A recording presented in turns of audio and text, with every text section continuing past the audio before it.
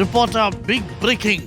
പരീക്ഷയിൽ മാത്രമല്ല ആസൂത്രണ ബോർഡിലേക്ക് 2019 PSC നടത്തിയ അഭിമുഖത്തിലും ക്രമക്കേട് എന്നൊരു വിവരം വരുന്നു.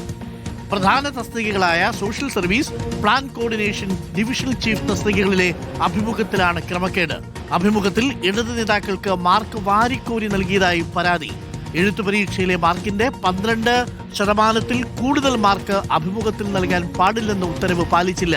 KGO നേതാവ് P. ഷാജിക്ക് അഭിമുഖത്തിൽ നൽകിയത് 72% മാർക്ക്. KGO അംഗങ്ങളായ ബിന്ദു P. വർഗീസ്, ജോസഫൈൻ എന്നിവർക്കും കൂടുതൽ മാർക്ക് നൽകി. ഉദ്യോഗാർത്ഥികൾക്ക് ഉത്തരക്കടലാസിന്റെ പകർപ്പും PSC നൽകിയില്ല. MK സക്കീർ ചെയർമാനായിരുന്ന കാലത്താണ് ക്രമക്കേട് നടന്നത് എന്നതാണ് ആരോപണം. റോഷിപാലുണ്ട്. റോഷിപാൽ, ഇതിപ്പോ ആസൂത്രണ ബോർഡിലെ ഉത്തരക്കടലാസ് വാല്യൂ ചെയ്യാതെ തന്നെ ഉദ്യോഗാർത്ഥിയെ പ്രഖ്യാപിച്ച് അഡ്വൈസ് മെമ്മോ നടത്തി നിയമനം നടത്തി. അതും ഒരു ഇടതു നേതാവിനാണ് അതിൽ നിയമനം കിട്ടിയിരിക്കുന്നത്. ഈ എഴുത്തു പരീക്ഷയിൽ എന്നതുപോലെ അഭിമുഖത്തിലും മാർക്ക് വാരിക്കോരി നൽകി എന്നുള്ളൊരു വിവരമാണോ ഇപ്പോൾ പുറത്തു വരുന്നത് Roshipal?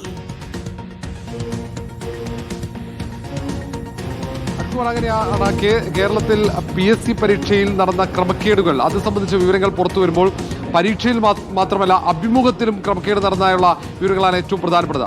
MK Zakir PSC chairman ആയിരിക്കുകയാണ് 2018 നടന്ന ആസൂത്രണ ബോർഡിലെ ചീഫ് തസ്തികയിലേക്കുള്ള 3 പരീക്ഷകളാണ്.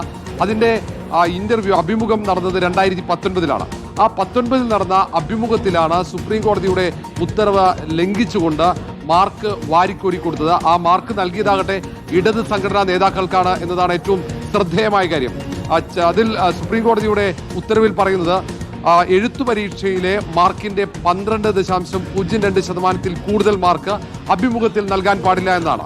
PSC ചെയർമാനായിരുന്ന MK സക്കീറിന്റെ നേതൃത്വത്തിൽ ആ അഭിമുഖം നടക്കുമ്പോൾ അഭിമുഖത്തിൽ പങ്കെടുത്ത ഇടത് സംഘടനാ നേതാക്കൾക്ക് മാത്രം ഏതാണ്ട് 72% വരെയാണ് അഭിമുഖത്തിൽ മാർക്ക് നൽകിയത് എന്നതാണ് ഏറ്റവും പ്രധാനപ്പെട്ട കാര്യം. മാത്രവുമല്ല അതിൽ 3 പേർക്കാണ് നിയമനം നൽകിയത്. ആ 3 പേർക്കും കൂടുതൽ ഏതാണ്ട് 60% വരെയാണ് രണ്ടാമത്തെയും മൂന്നാമത്തെയും ആളുകൾക്ക് അഭിമുഖത്തിൽ നൽകിയ മാർക്ക്. ഇത് ചോദ്യം ചെയ്തുകൊണ്ട് നിയമ പോരാട്ടത്തിലേക്ക് ഉദ്യോഗാർത്ഥികൾ കടക്കുകയും പിന്നീട് അതിൽ വീഴ്ച സംഭവിച്ചു എന്ന് PSC തന്നെ കോടതിയിൽ സമ്മതിക്കുകയും ചെയ്തു. പക്ഷേ അതിൽ തുടർ നടപടികൾ ഉണ്ടായിട്ടില്ല എന്നതാണ് ശ്രദ്ധേയമായ മറ്റൊരു കാര്യം. ഏതായാലും നേരത്തെയും PSCയിൽ ആസൂത്രണ ബോർഡിലെ ഏറ്റവും സുപ്രധാനമായ ഏതാണ്ട് 1.25 ലക്ഷം രൂപ അടിസ്ഥാന ശമ്പളമുള്ള പരീക്ഷകളിൽ ക്രമക്കേട് അഭിമുഖങ്ങളിൽ കൂടി ആ ക്രമക്കേട് നടന്നു എന്ന് സ്ഥിരീകരിക്കുന്ന വിവരങ്ങളാണ് പുറത്തുവരുന്നത്. മാത്രവുമല്ല ഇതൊക്കെ ഇടത് സംഘടനാ നേതാക്കളെ സഹായിക്കാൻ വേണ്ടി അവർക്ക് തസ്തികയിൽ നിയമനം നൽകാൻ വേണ്ടിയാണ് ഈ തട്ടിപ്പുകൾ നടന്നത് എന്ന ആക്ഷേപം കൂടിയാണ് ഇപ്പോൾ ശക്തമാകുന്നത്. ഈ സംഭവത്തിലും അന്വേഷണം വേണമെന്ന ആവശ്യം ഉദ്യോഗാർത്ഥികൾ ഉയർത്തുകയാണ്. ഏതായാലും 3 തസ്തികകളാണ്. ആ 3 തസ്തികകളും ഏറ്റവും പ്രധാനപ്പെട്ടതാണ്. ഒന്ന് സോഷ്യൽ സർവീസ്, രണ്ടാമത്തേത് പ്ലാൻ കോർഡിനേഷൻ, അതേപോലെ ഡീസെൻട്രലൈസ്ഡ് പ്ലാനിംഗ്.